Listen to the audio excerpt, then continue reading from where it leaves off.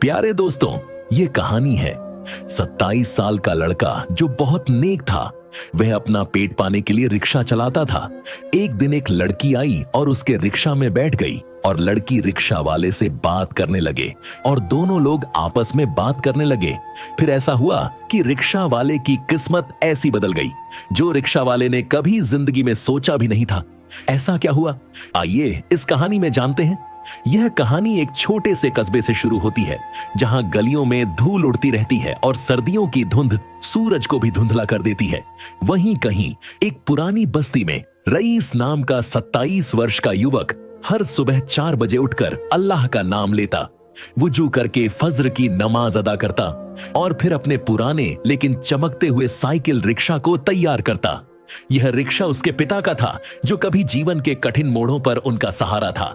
आज वही rickshaw rice की रोजी रोटी, उसका गुरूर और उसका साथी बन चुका था। रईस का जीवन साधारण था पर उसके दिल में उम्मीद की एक रोशनी थी। बचपन में उसने अपनी मां से कहानियां सुनी थी कि मेहनत करने वालों पर अल्लाह की रहमत जरूर बरसती है। उसके पिता एक मजदूर थे जो दिन भर मेहनत करते और रात को थकान से चूर होकर घर लौटते। जब रईस 10 साल का था, उसके पिता एक दुर्घटना में गुजर गए और तभी से उसे घर का बोझ संभालना पड़ा। उसने पढ़ाई बीच में छोड़ दी और किसी तरह छोटी मोटी मजदूरी करने लगा। धीरे धीरे उसने साइकिल चलाना सीखा और अपने पिता का रिक्शा संभाला। हर दिन उसके लिए नई चुनौती लेकर आता था। सुबह से शाम तक वह मजदूरों को, दुकानदारों को, स्कूल जाने वाले बच्चों को और बुजुर्गों को उनकी मंजिल तक पहुंचाता। वह मुस्कुराते हुए सबके साथ सलाम करता क्योंकि उसकी मां ने उसे सिखाया था कि मुस्कान भी एक सदका, दान है। कई बार लोग उसे खाली हाथ लौटा देते लेकिन वह शिकायत न करता। उसे लगता कि अल्लाह उसकी मेहनत का फल किसी और रास्ते से देगा। रईस का घर एक टूटी फूटी गली में था जहां छत से बारिश का पानी टपकता रहता था। उसकी मां अक्सर बीमार रहती थी और उसकी छोटी बहन झारा के स्कूल की फीस कभी कभी चुकाना मुश्किल हो जाता। उसकी मां चाहती थी कि रईस फिर से पढ़ाई करे, लेकिन वह घर की जिम्मेदारी देखकर सारा दिन रिक्शा चलाता। वह शाम को थका हुआ लौटता पर मां के चेहरे पर मुस्कान देखता तो उसे सुकून मिलता। कस्बे की गलियों में अमीरों की बड़ी बड़ी गाड़ियां भी चलती थीं, लेकिन रईस का रिक्शा लोगों की धड़कनों से जुड़ा था। वो लोगों की बातें सुनता, उनके संघर्ष समझता और उनकी कहानियां अपने मन में बुनता रहता। बहुत बार उसे लगता कि उसका जीवन एक ही धुन पर बज रही है, सुबह उठना, पूरे दिन रिक्शा चलाना, पैसे कमाना और रात को थक कर सो जाना। लेकिन उसे यह भी पता था कि इस साधारणता में भी एक खूबसूरती है। एक दिन की बात है, सर्दियों की धूप हल्की सी निकल आई थी और लोग अपने काम पर निकलने लगे थे। रईस ने अपनी मां के लिए गर्म चाय का कप रखा और जल्दी से निकल पड़ा। सड़कों पर सन्नाटा था लेकिन धीरे धीरे भीड़ बढ़ने लगी। उसने कुछ यात्रियों को उनके ऑफिस पहुंचाया, कुछ बच्चों को स्कूल। तभी वह एक बड़े से दरखत के पास रुका जहां अक्सर सवारियां मिलती थीं। तभी एक शालीन सी लड़की जिसकी उम्र कोई 20-22 साल की होगी उसके पास आई। उसके चेहरे पर एक अलग ही नूर था, उसकी आंखों में चमक थी और उसकी मुस्कान बहुत शांत थी। उसने सिर पर सफेद दुपट्टा डाला हुआ था। भाई, मुझे बाजार तक चलोगे? उसने नरम आवाज में पूछा। जी बहन, बैठ जाओ, रईस ने नम्रता से कहा। लड़की रिक्शे में बैठ गई। जैसे ही रईस ने पैडल मारा, उसने महसूस किया कि आज का सफर कुछ अलग होगा। लड़की ने धीरे धीरे शहर की भीड़ भाड़ को देखा, फिर मुस्कुरा कर पूछा, तुम्हारा नाम क्या है? रईस, उसने जवाब दिया। रईस भाई, तुम्हें रोजाना कितना चलना पड़ता है? उसने कुतूहल से पूछा। सुबह से लेकर शाम तक, कभी कभी तो रात में भी। घर की जिम्मेदारी है, बहन की पढ़ाई, माँ की दवा, सब कुछ इसी रिक्शे से चलता है, रईस ने कहा और पैडल मारने में तल्लीन रहा। क्या तुम कभी थकते नहीं? लड्याकी ने फिर पूछा। रईस ने हल्की सी हंसी के साथ कहा, थकान तो होती है, लेकिन जब घर में माँ मुस्कुरा देती है और बहन पढ़ाई करके खुश होती है तो सारी थकान उतर जाती है। अल्लाह का शुक्र है कि मुझे मेहनत करने की ताकत दी। लड़की चुपचाप सुनती रही। उसने शहर की भीड़ को देखते हुए गहरी सांस ली और फिर बोली, क्या तुम कभी सोचे हो कि तुम्हारी जिंदगी एक दिन में बदल सकती है? रईस ने पल भर को पैडल रोक दिया और उसकी तरफ पलट कर देखा। कौन नहीं सोचता, लेकिन ऐसा होता कहां है बहन? शायद किस्मत वालों के साथ। लड़की की आंखों में अचानक एक अलग चमक आ गई।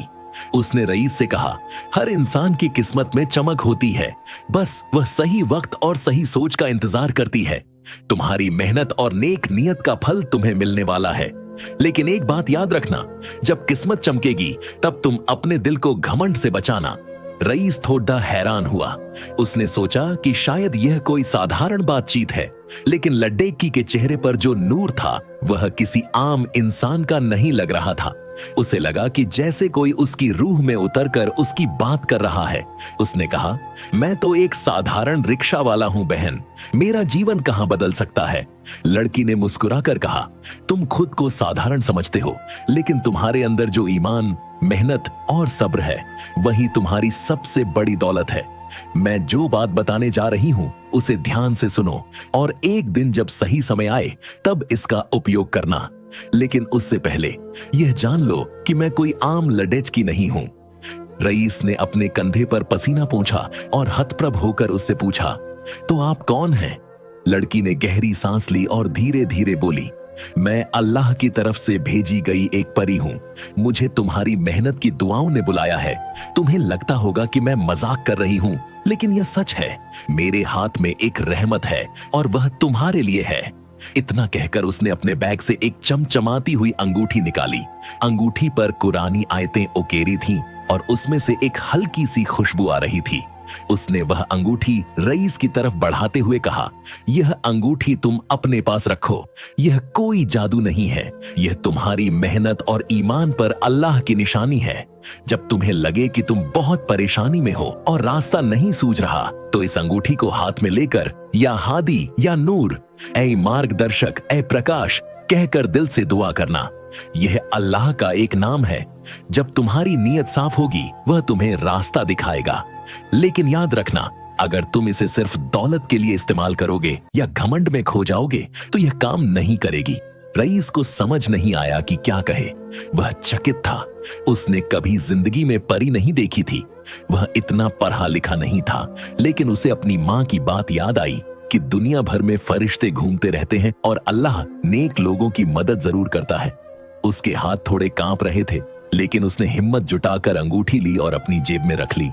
उसने लड़की से पूछा, लेकिन बहन, मैं इसे कैसे पहनूं और मैं इस रहमत का हकदार कैसे बनूंगा? लड़की ने मुस्कुराकर कहा, तुम्हें इसे पहनना नहीं है, अपने दिल के पास रखना है। तुम्हारे दिल की धड़कन ही इसकी ताकत है। रहमत का हकदार बनने के लिए तुम्हें वही करना होगा जो तुम हमेशा से करते आए हो, मेहनत, ईमानदारी और सब्र। हाँ, एक और बात याद रखना, आज शाम नहर के किनारे जो पुराना पीपल का पेड़ है, उसकी जड़ों में एक छोटी सी पोटली दबी है। लोग उसे सिर्फ मिट्टी समझते हैं, लेकिन उसमें कुछ ऐसा है जो तुम्हें आगे बढ़ाएगा। आज जब सूरज ढले तो वहां जाकर उसे निकाल लेना, लेकिन इस रहस्य को किसी से साझा मत करना, क्योंकि हर इंसान अपनी किस्मत खुद पाता है। रईस के हाथ एक बार फिर कांप गए। उसके दिल में डर था, लेकिन कहीं ना कहीं एक उम्मीद भी जाग गई थी। वह सोचने लगा कि अगर यह सब सच हुआ तो क्या वह वाकई अपनी मां का इलाज करा पाएगा? क्या उसकी बहन को पढ़ने के लिए अच्छी किताबें मिलेंगी? क्या वह अपने घर की टूटी छत ठीक करा पाएगा? सफर के ये 10 मिनट किसी फिल्म की कहानी जैसे लग रहे थे। जैसे ही वे बाजार पहुंचे, लड़की ने उतरते हुए कहा, मुझे पैसे देने की जरूरत नहीं है, यह मेरी तरफ से तुम्हारे लिए छोटा सा तोहफा है। उसने हाथ जोड़कर सलाम किया और वहां से एक गली में मुड़ गई। कुछ ही पलों में वह नजर से ओझल हो गई, जैसे वह धूप में घुल गई हो। रईस देर तक वहीं खड़ा रहा। उसके दिमाग में सवालों का समंदर उमड़ रहा था। क्या वाकई वह कोई परी थी?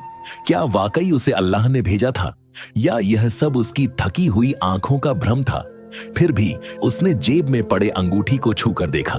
उसकी हथेली में एक गर्माहट महसूस हुई, जैसे कोई ऊर्जा उसके अंदर उतर रही हो।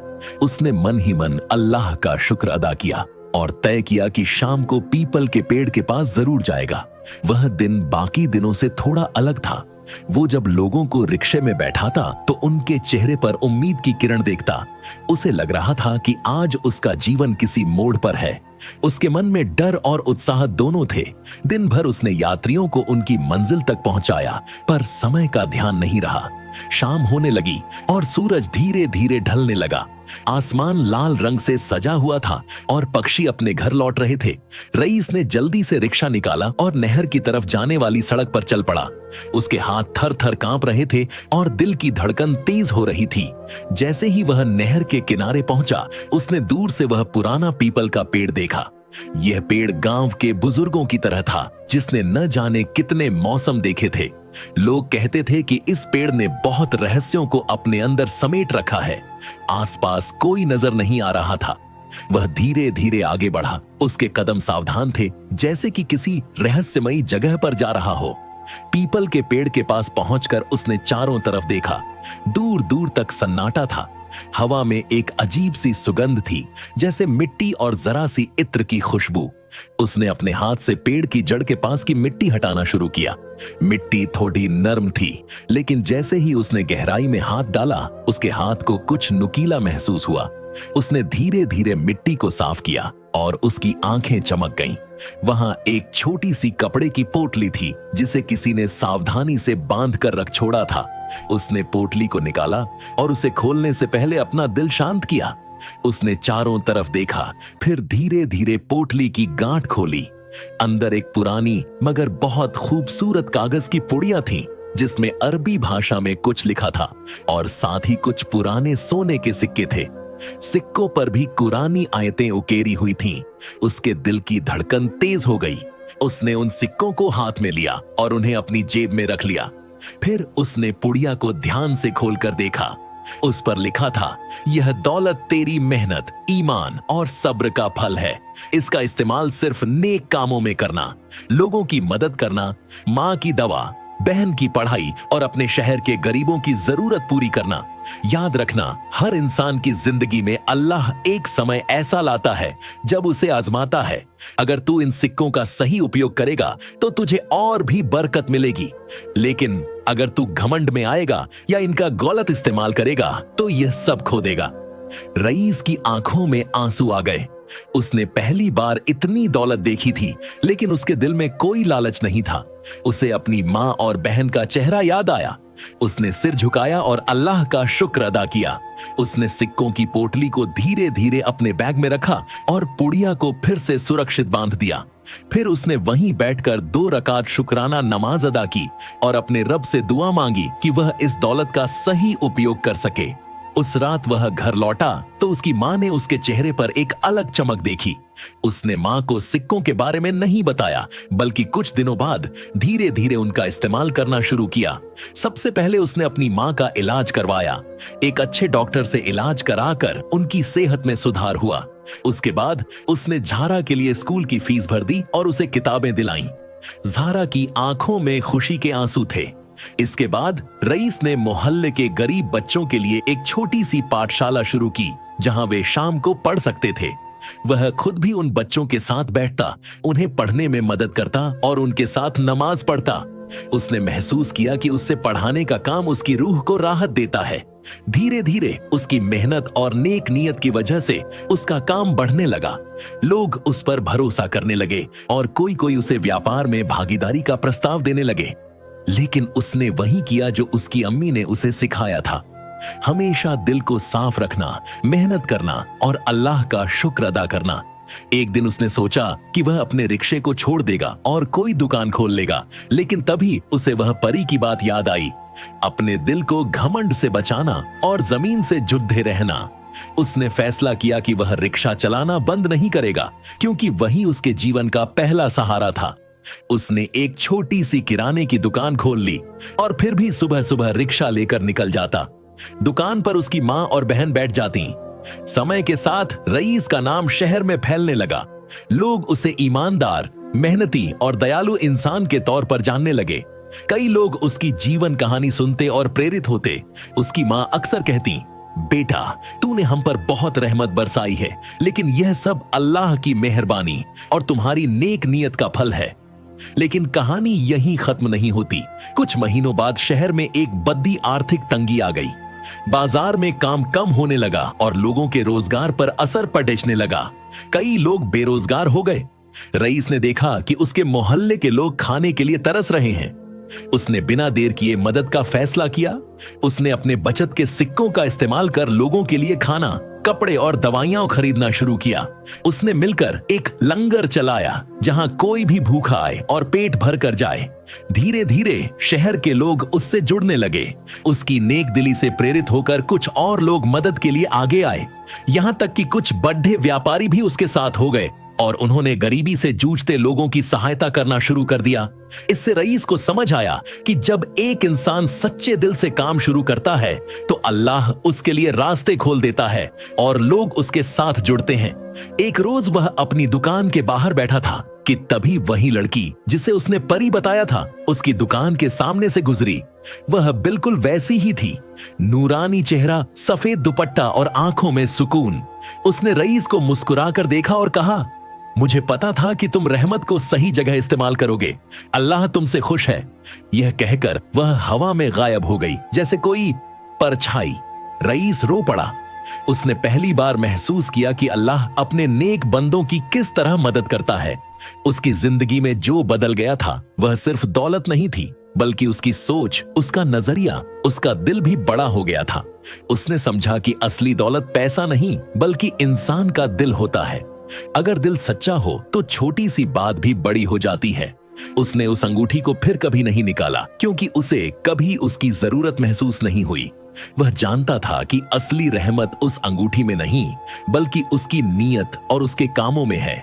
लेकिन वह उसे संभाल कर रखता था ताकि यह याद रहे कि जिंदगी में चमत्कार होते हैं, पर वे उनके लिए होते हैं जो मेहनत, ईमान और सब्र का दामन थामे रहते हैं।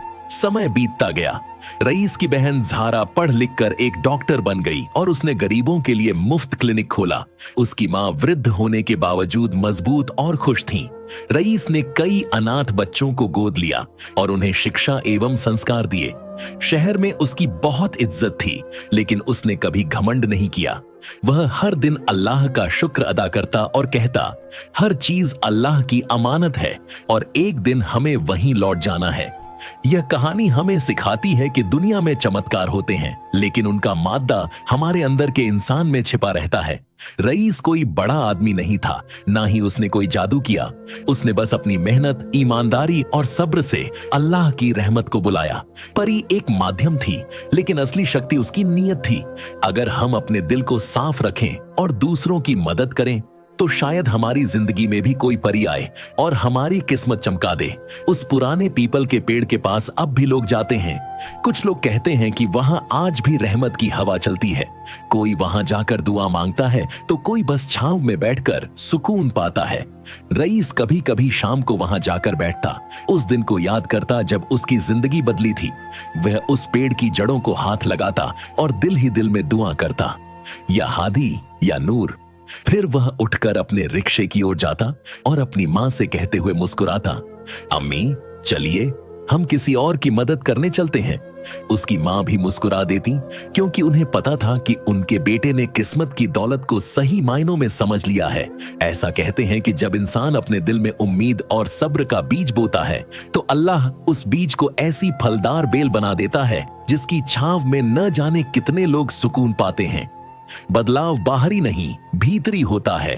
किस्मत चमकने का मतलब सिर्फ पैसा पाना नहीं, बल्कि अपना दिल बड़ा करना और दूसरों के जीवन में रोशनी फैलाना है। जब एक रिक्शा वाला यह कर सकता है तो हम सब भी अपने जीवन में कुछ ऐसा कर सकते हैं जिससे दूसरों को राहत मिले। जिसने यह कहानी सुनी वह शायद अगले ही दिन अपने आसपास किसी की मदद करने का तरीका ढूंढेगा। और यही तो इस कहानी का असली जादू है, दूसरों के दिलों में नेकी का बीज बो देना। यह कहानी आपको कैसी लगी? कमेंट में जरूर बताएं